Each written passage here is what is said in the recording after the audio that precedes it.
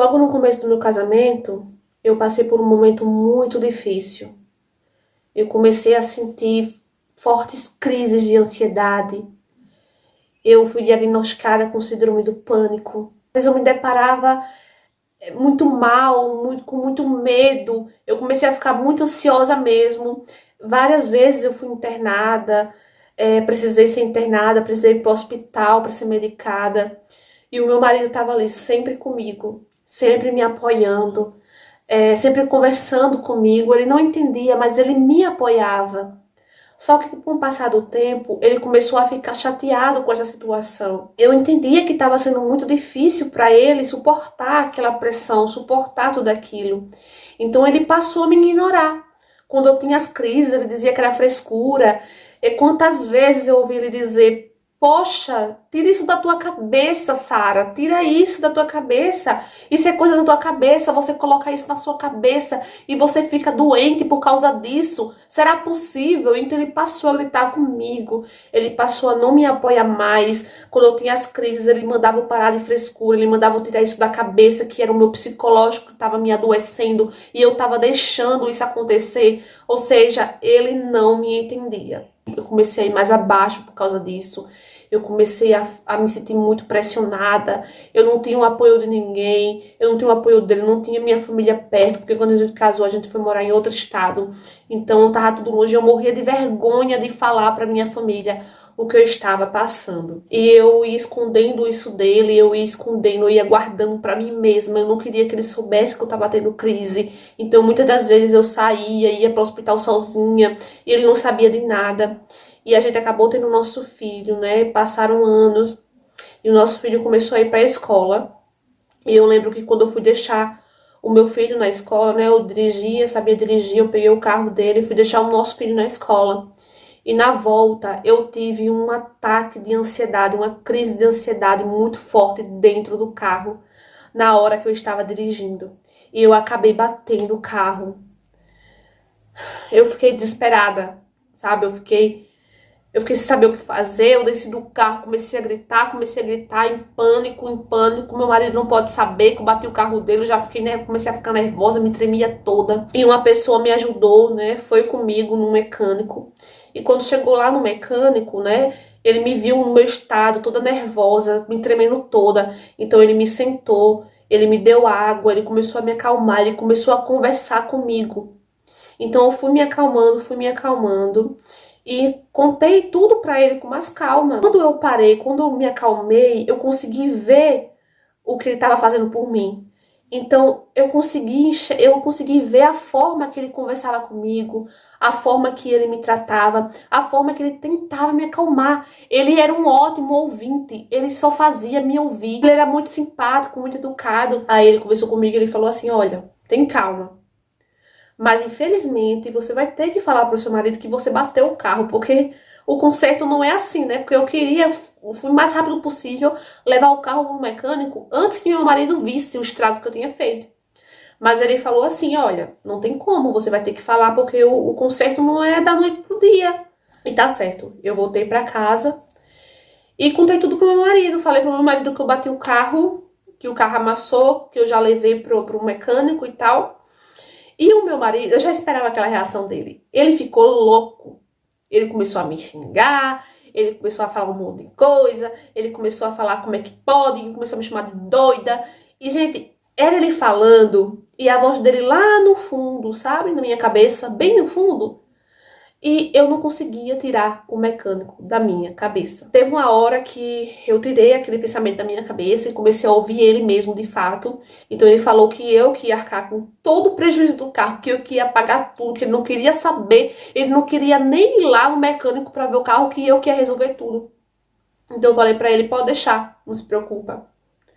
Eu vou arcar com tudo, eu vou fazer tudo direitinho. E assim foi, né? Eu comecei a ir lá no mecânico pra ver como é que tava o andamento do carro, né? Pra ver como é que tava. E nisso que eu tava indo lá, gente, a gente conversava muito. Ele conversava muito, ele me entendia. Então era como se fosse um refúgio pra mim. Tá conversando com ele, ele se tornou meu amigo, né? Um grande amigo.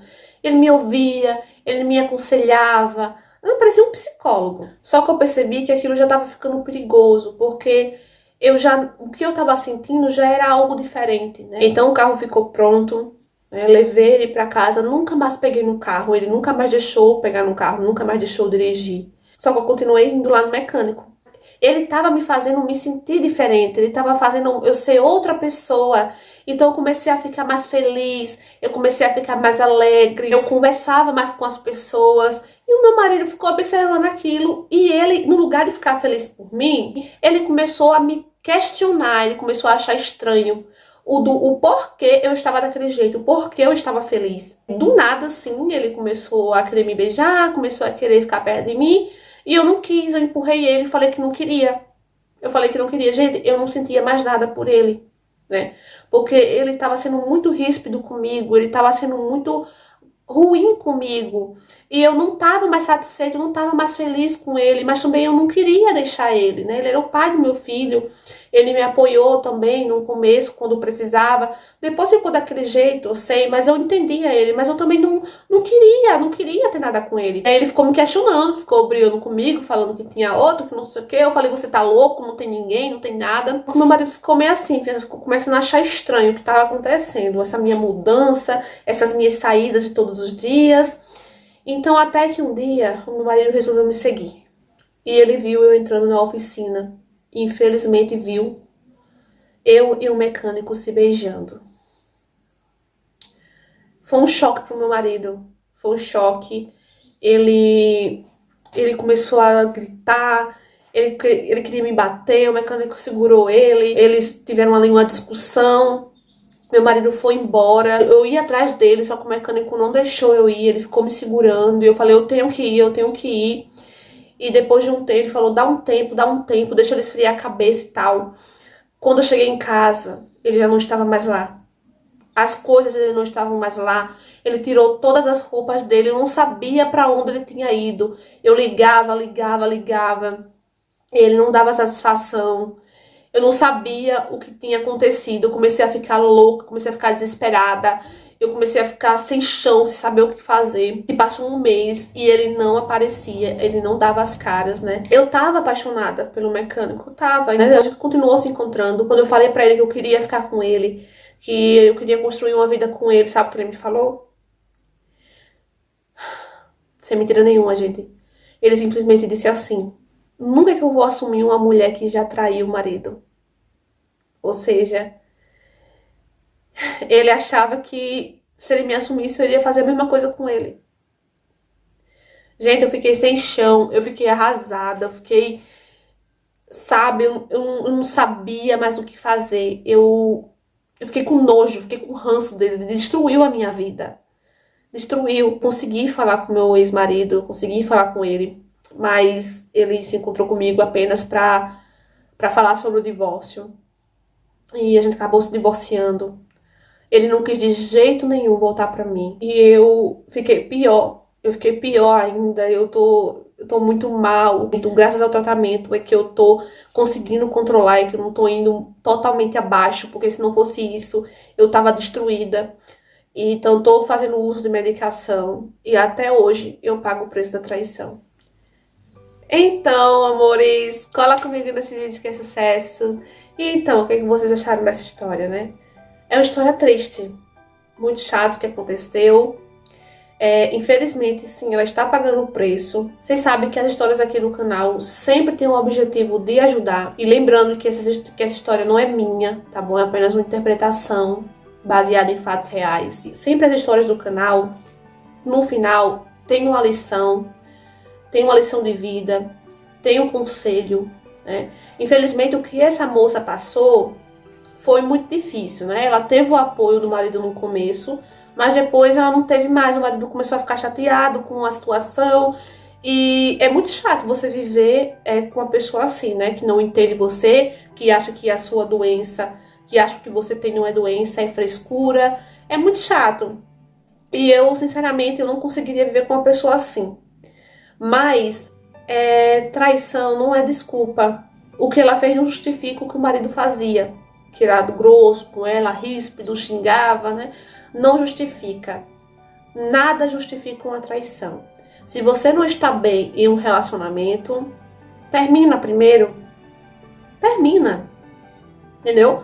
Mas muitas tá acomodada com aquilo, entendeu? Tem um comodismo, né? Tá acomodada, quer continuar com o homem porque não consegue ficar sozinha. Ah, porque ele me banca. Ah, porque isso, ah, porque a gente tem filho. Gente, não tem desculpa. Não é melhor você ser sincera, você chegar para um homem e dizer, olha, não tá dando certo mais, você não tá me compreendendo, você não tá me apoiando. Se você acha que isso é frescura, se você não tá suportando mais, vamos pedir o divórcio. É melhor fazer isso do que você passar por uma situação dessa, né? Porque até então, o marido nunca tinha traído ela, né? Pelo que ela sabe, né? Não sei, a gente também não pode colocar a mão no fogo. Mas, infelizmente, é algo que dói muito, gente. Uma traição dói muito. Se você não gostaria de receber uma punhalada dessa pelas costas, imagina outra pessoa, né? Então a gente tem que pensar no outro, a gente tem que pensar a gente tem que se pôr no lugar do outro, né? Então nada justifica, como vocês podem ver, ela tá sofrendo hoje, ela queria voltar com o ex-marido, mas o ex-marido não quer de jeito nenhum. Então ela tá pagando o preço da traição até hoje, né? E tá sozinha. E olha a patada que o outro deu. Não se iludam, meninas, não se iludam com essas coisas. Às vezes tem homem que tem muito papinho, tem homem que tem muita conversa, ó, tem homem que fala demais, entendeu? Então não se iluda, não caiam nessa enrascada, gente, porque é cilada, o golpe tá aí, cai quem quer, já diz a música, né? Então é isso, gente, espero que vocês possam ter entendido a mensagem que eu quis passar pra vocês com essa história. Deixa aqui nos comentários a opinião de vocês.